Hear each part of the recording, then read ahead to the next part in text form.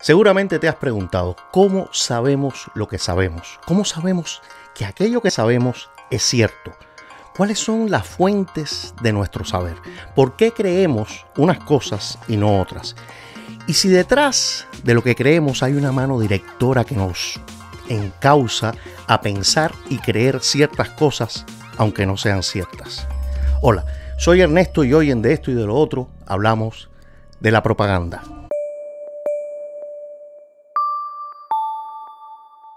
En nuestro tiempo, Hitler es la encarnación del mal, el diablo, el anticristo. Hitler ha quedado como referente de la deshumanización, todo aquello que envuelve la maldad. Si bien Hitler era todo eso y más, hay una figura que ayudó a que los alemanes de su época fueran incapaces de percibirlo así. El mago tras las cortinas, el gran justificador, el hacedor de ideas, el enano cojo y diabólico, como lo llamó Göring. Me refiero a Joseph Goebbels, ministro de Ilustración Pública y Propaganda del Tercer Reich. Un hombre que estudió filosofía, literatura, historia, artes, lenguas clásicas, etcétera, con un conocimiento profundo sobre la cultura germánica. Aspectos que seguramente le sirvieron para hacer su trabajo propagandístico con precisión. Mientras los aliados asediaban a Berlín y Hitler había quedado reducido a un búnker, destituyendo o siendo abandonado por sus hombres fuertes, sus hombres de confianza como Göring, Himmler y otros, el 30 de abril el líder nazi se suicida y su fiel Goebbels cae en depresión tras decir cosas como esta. Es lamentable que un hombre como este ya no esté más tiempo entre nosotros y que no pueda hacer más por nosotros. Ahora todo está perdido y la única salida que nos queda es la que Hitler eligió. Mientras todos los militares huían de Berlín ante la evidente derrota y por temor a la represalia, Joseph Goebbels decidió quedarse. Según el vicealmirante alemán Hans Hermann Voss, dijo esto. Un capitán nunca abandona su barco que se hunde. He pensado en todo y decidimos permanecer aquí. No tengo a dónde ir, porque con los niños pequeños no podré escapar, sobre todo con una pierna como la mía. Aquella noche sus 6 hijos fueron inyectados con morfina y una vez inconscientes, su madre, Magda Goebbels, le suministró cianuro. Luego de la muerte de los niños, el matrimonio salió del búnker y fueron a un jardín donde se suicidaron con un arma de fuego. Pero mi interés no es hablar de la biografía de Goebbels, que no está de más mencionarla. Mi interés es hablar de su legado. Y su legado fue una serie de principios propagandísticos que aplicó en vida a través de la prensa escrita, la radio, el cine, el teatro, etcétera, etcétera, etcétera. Goebbels fue el artífice de la propaganda nazi y como buen alemán su capacidad organizativa y sistémica dio como resultado una Alemania sometida en gran medida a los antojos de un partido, de un líder y de una ideología. En internet corren 11 principios de la propaganda creado por Goebbels. Yo no he encontrado la fuente originaria de donde salen estos principios. Conocía los principios que elaboró muy bien en su libro Goebbels' Principle of Propaganda, el psicólogo norteamericano, el profesor de Yale, Leonard W. Dubs. Dubs hizo un análisis en 1950 de aquellos principios y creó 19 de estos principios sobre los cuales se sustentó la propaganda nazi. Pero hoy hablaré de estos 11 principios de la propaganda porque me parecen que están expuestos de una manera tan sencilla y que explican mucho de lo que nos sucede incluso hoy en día. La manipulación a que nos someten los políticos, sobre todo sus títeres acéfalos, la prensa escrita y sobre todo la televisión. Primero, ¿a qué llamamos? Vamos a definir esto. Primero, ¿a qué llamamos propaganda? La propaganda es la difusión o divulgación de información, ideas, opiniones de carácter político, religioso, comercial, etcétera, con la intención de que alguien actúe de una determinada manera, piense una serie de ideas o adquiera unos determinados productos. Es importante observar que la propaganda siempre está encaminada a una finalidad, el convencimiento, sin importar si la información es verdadera o falsa. Veamos estos principios. 1. Principio de simplificación y del enemigo único. Adoptar una única idea, un único símbolo, individualizar al adversario en un único enemigo. La idea del enemigo único es una simplificación propagandística que busca la emoción y anular cualquier tipo de racionalidad. El enemigo único, los judíos, fácil de vender para el partido nazi. Para los comunistas, el burgués capitalista. Para los fidelistas, el imperialismo yanqui. Para los supremacistas blancos son los negros. Para Black Lives Matter, ser blanco te convierte en racista. Para los de la identidad de género, los hombres son el enemigo. Para los xenófobos, pues son los emigrantes. Para los pro-choice, el enemigo es pro-life. Para Occidente, Rusia. Para los demócratas, es Trump. La idea es simplificar el mensaje y poner la mira sobre un objetivo fácil y reconocible. Nunca debe ser un objetivo abstracto. Mientras más identificable, más accesible está esta idea en la mente de las masas. 2. Principio del método de contagio. Reunir diversos adversarios en una sola categoría o individuo. Los adversarios han de constituirse en suma individualizada. Este punto es muy práctico porque si tus ideas son o pudieran ser atacadas por diferentes actores políticos, culturales o sociales, pues reunirlos a todos en un saco es más fácil para hacer llegar tu mensaje. Si cuestionas el origen del virus o la validez y beneficio del confinamiento o la obligación a vacunarte o cualquier temor justificado o no, eres entonces un anticientífico o un trompista y debe ser cancelado. Ponen sobre ti una marca identificable buscando anular cualquier argumento en contra. No importa si eres un doctor en biología y no votaste por Trump, como es el caso del profesor Bret Weinstein, quien desde el inicio cuestionó el discurso oficial de que el virus provenía de un animal y descartaban desde el primer día la posibilidad de un escape desde el laboratorio de Wuhan. O cosas como todos los que votan por Trump deben ser burros, racistas, xenófobos y misóginos. No importa si eres de una minoría racial o incluso extranjero nacionalizado, ponen a todos en la misma bolsa, creando así un ataque muy efectivo. Para los regímenes totalitarios comunistas, si por esas rarezas del destino tienes una opinión contraria a los mandatos socialistas, debe ser un agente al servicio de la Agencia Central de Inteligencia. 3. Principio de la transposición. Cargar sobre el adversario los propios errores o defectos, respondiendo el ataque con el ataque. Si no puedes negar las malas noticias, inventa otras que las distraigan. Si Trump pierde una elección es porque tiene que haber fraude, incluso aunque no tenga pruebas o estas sean insuficientes. Y si Trump gana una elección no es porque los ciudadanos votaron por él, es que había una injerencia rusa y solo con los hackers y otras artimañas pudo ganar. Si tu economía socialista es incapaz de funcionar, porque está probado que lo es culpa de los bloqueos, ocultando que muchas de las cosas que no se producen pueden ser materias primas del propio país. Todo esto se oculta apelando siempre a la culpabilidad de ese enemigo único que vimos en el primer principio.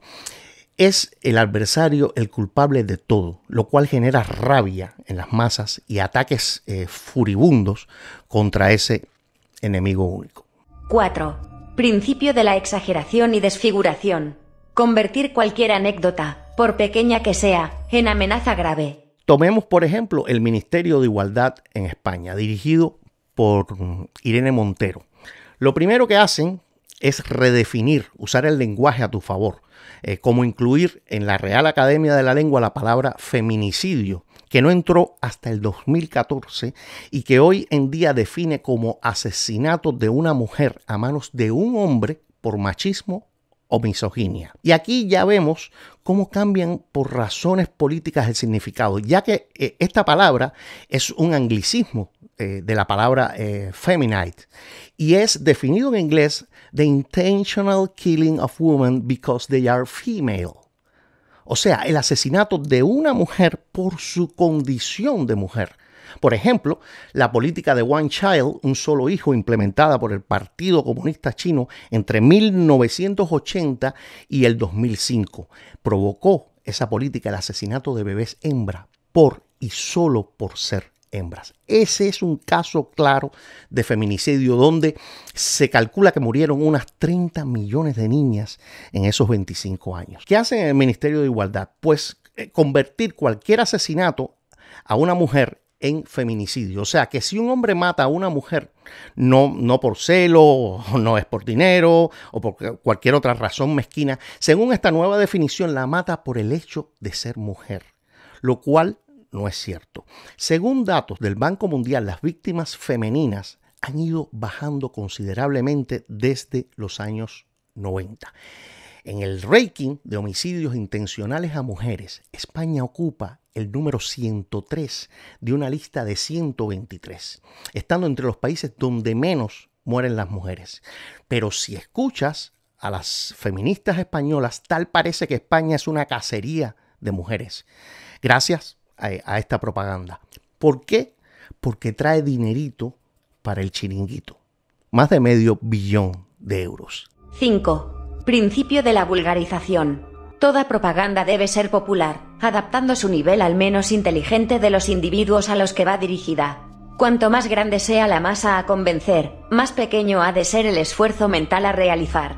La capacidad receptiva de las masas es limitada y su comprensión escasa. Además, tienen gran facilidad para olvidar. Ahí tienes un buen ejemplo. Make America Great Again. Fácil, pegajoso y con significado patriótico.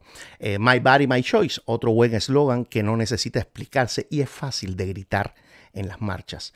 Patria o muerte o patria y vida, ambos fáciles de recordar y corear. El primero repetido hasta el aburrimiento y el segundo toma la popularidad del primero, le da un giro de 180 grados y convierte el revés en victoria. Otro eslogan. En eso los franquistas fueron bastante buenos, creando eslogan patrióticos a partir de la Trinidad. Siempre tres, siempre con apariencia indivisible y con la sonoridad de el Padre, el Hijo y el Espíritu Santo. Ahí tenemos una grande y libre, católica, apostólica y romana. Y en el caso de los políticos, bueno, los clásicos vivas. Viva fulano, viva mengano, eso se le pega hasta a un niño que recién gatea y cumple la función de simplicidad y memorabilidad. Como ves, estos principios son el día a día de la política y la cultura. Son la manera en que los diferentes poderes manipulan el discurso narrativo. Te invito a que dejes en los comentarios ejemplos en tus países de estos principios mientras seguimos con el número 6, el principio de orquestación. Commercial break. Si quieres ayudar a que este canal crezca, dame un like, comparte y deja tu comentario. 6. Principio de orquestación. La propaganda debe limitarse a un número pequeño de ideas y repetirlas incansablemente, presentadas una y otra vez desde diferentes perspectivas pero siempre convergiendo sobre el mismo concepto, sin fisuras ni dudas. De aquí viene también la famosa frase, si una mentira se repite suficientemente, acaba por convertirse en verdad. Tenemos el caso de la Revolución Cubana. Hay un pequeño puñado de ideas repetidas hasta la saciedad, todas ellas relacionadas con el principio primero, el enemigo único, en este caso el imperialismo yanqui. Ese imperialismo es el culpable de todo y se repite la idea hasta el cansancio, el concepto del bloqueo, que realmente es un embargo económico. Este bloqueo es una idea muy poderosa dentro de la propaganda cubana. Es el culpable, es el chivo expiatorio para todo lo desastroso del sistema. El bloqueo es la excusa para todos los problemas económicos que ha atravesado la isla desde 1962 que se implantó el embargo.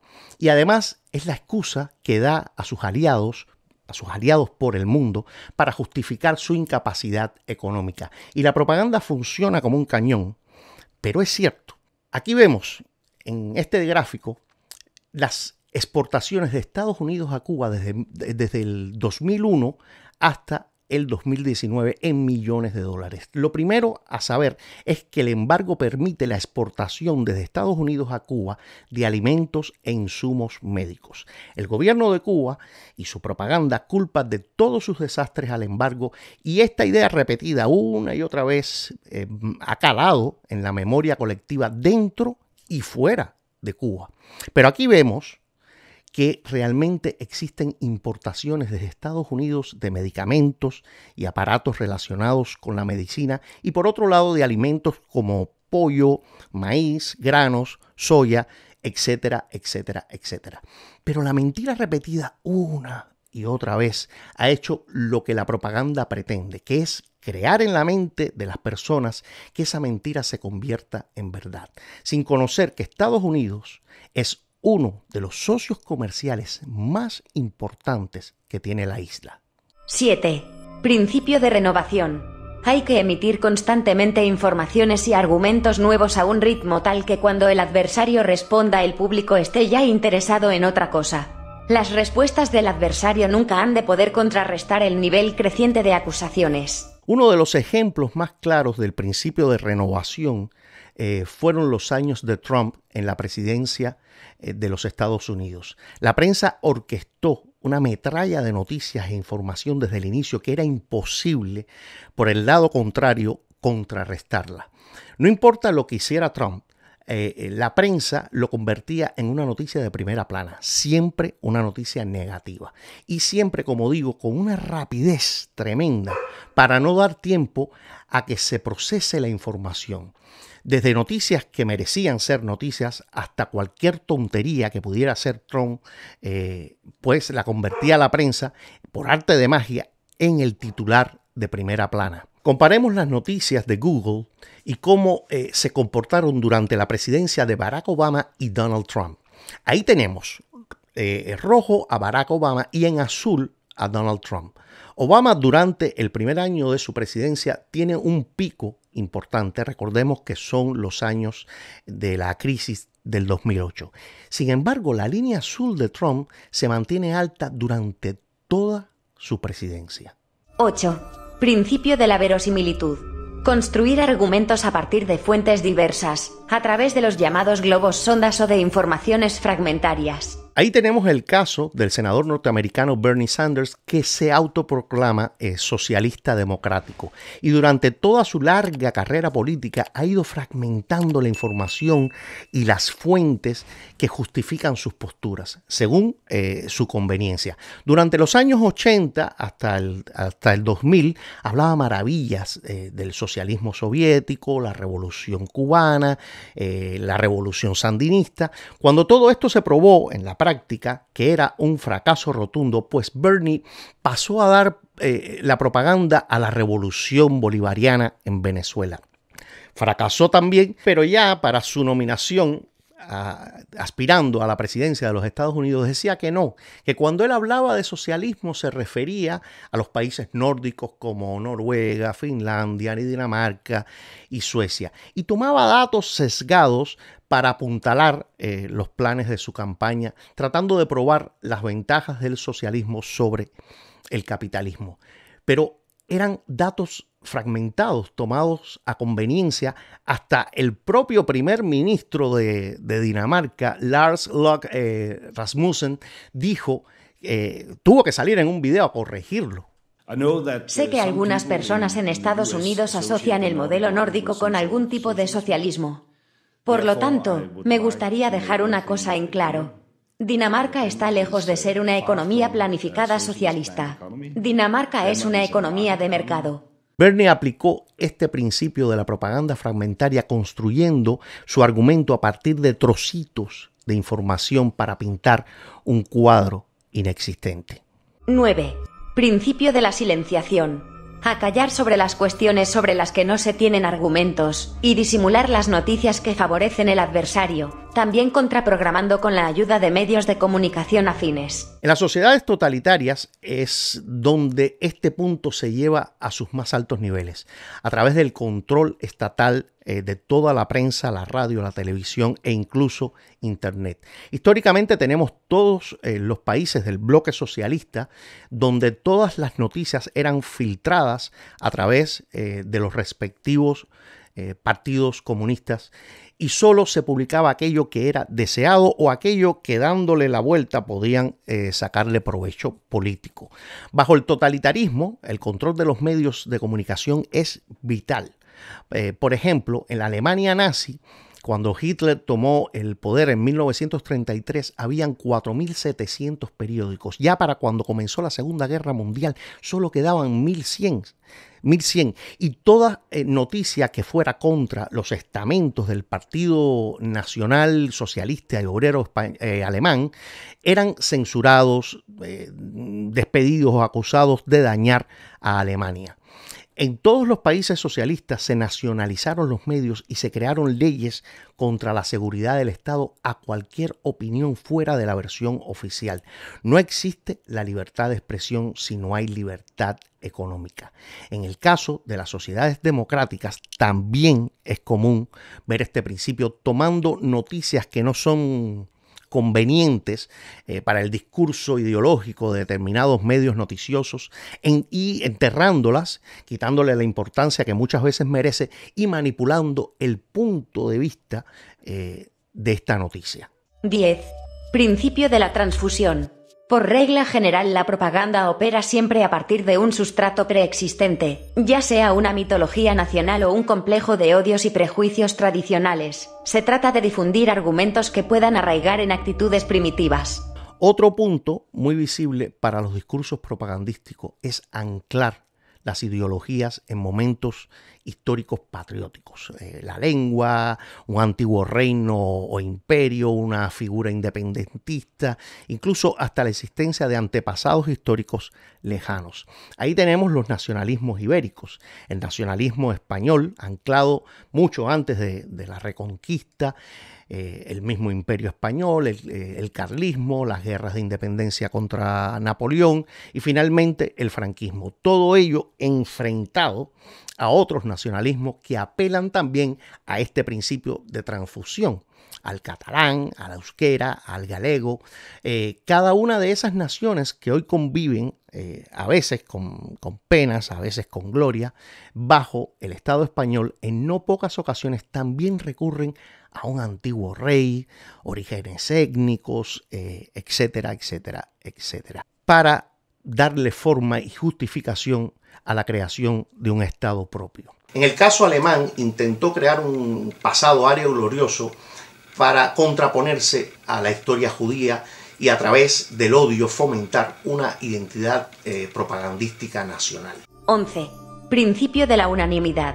Llegar a convencer a mucha gente que se piensa como todo el mundo, creando impresión de unanimidad. Este principio acude a una característica de la especie humana, su condición de seres biológicos gregarios que necesitan vivir en el grupo para la supervivencia. El grupo social ejerce una fuerza predominante sobre el individuo. Es por eso que se explota la identidad, la permanencia, el grupo, la manada, la tribu. El principio de unanimidad crea una inseguridad en el que piensa diferente y necesita convencer que si no piensas como la mayoría o la impresión de lo que piensa la mayoría, estás en el lado equivocado de la historia. No es extraña hoy la división y subdivisión que da identidad a diferentes grupos que terminan siendo víctimas o victimarios de la propaganda. Carnívoros, veganos, negros y blancos, mujeres y hombres, transexuales, feministas, demócratas y republicanos, monárquicos, independentistas, ricos, pobres, patrones obreros, etcétera, etcétera, etcétera. Personas agrupadas según identidades propias o aprendidas a través de la propaganda. No es nada extraño que esta impresión de unanimidad esté respaldada con desfiles militares, donde además de mostrarse la fuerza y el poderío, da la sensación de que la totalidad del pueblo comparte estas ideologías.